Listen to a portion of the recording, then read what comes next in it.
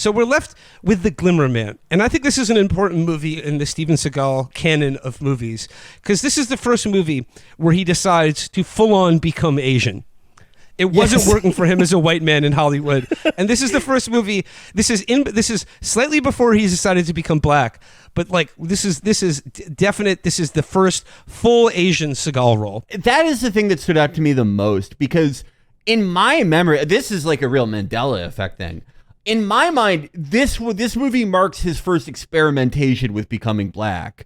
But he just sort of dips his toe in. He doesn't dive in. But he does do that a little bit in this movie, but it's way more about him being Asian.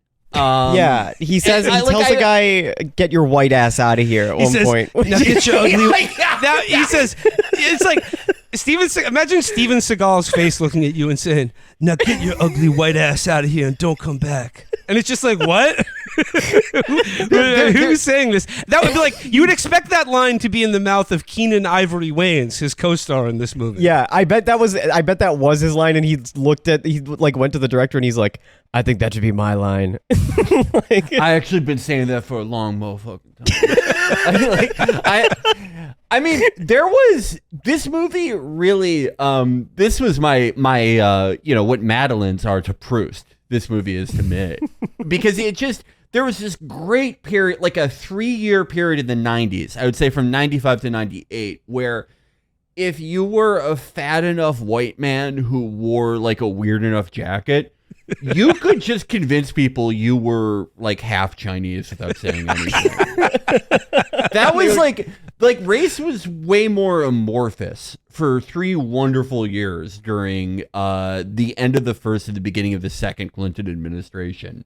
And then Obama started dividing us, and you can't do this anymore. Yep. Mm-hmm. That's why Steven Seagal has to make movies in Eastern Europe, Eastern and Central Europe. It's because the rules are different there. Yeah. He's the closest thing to a person of color that they've ever seen over there. Well, they're just getting to that over there. Yeah. Like there was a big ceremony where they opened the first mall katana shop in Serbia recently. It was part of the Belt and Road Initiative. Speaking of Seagal's on-set behavior, I would like us to begin with Keenan Ivory Wayans' story about working on this movie. Yes. Apparently Steven Seagal walked in one day and said, "I just read the best damn script I've ever read in my life." And Keenan Ivory Wayans was like, "Who wrote it?" And Steven Seagal was like, "Me." He said he was crying. Yeah. He said Steven Seagal was in tears, and he said, "What's wrong?" And he said, "I read the most beautiful story of all time." And it was the script. It was the script he wrote. I would give anything to read that script. Yeah, do you think they made it, or do you think like this is like he's running out of cultural cachet in Hollywood? It's like he has nothing left. No one wants to. It's sitting on 100 like producers' desks. They're just like. I feel like, I mean, when I first heard that story, I thought that might be what's that one where he's a Native American? Like, it's On Deadly Ground. On Deadly Ground, yeah. But didn't that come out before? That came out in 1994. That was that was like the last like good Steven Seagal movie. Yeah. I feel like the one he wrote is like more insane than anything he's ever made. Like if it's comparable to anything he's made, it's probably like The Good Man, but like more sinister. It's like a good man, but the girl who works in the bar is like 14, and the movie's about him waiting until she turns 18. It's called The Rapist or something. Like, yeah. It's right. It's probably something. It's like about like a great man who's bullied into signing a settlement for something that he didn't do, but would have been fine anyway if he did it. It was executive decision. He rewrote it, but put himself in it.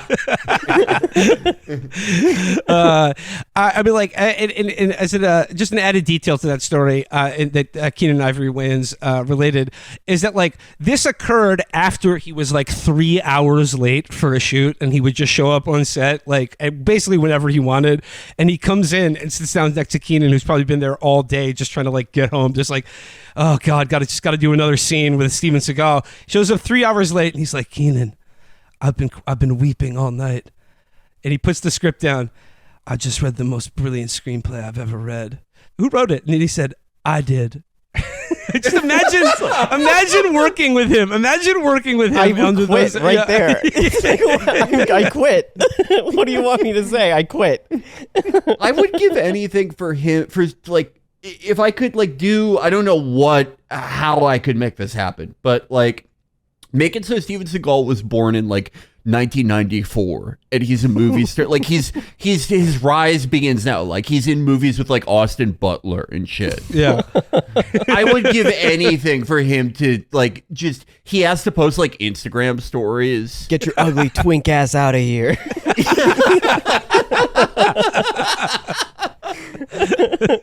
I just realized this movie it's the blueprint of Rush Hour. It's a Chinese cop and a black cop.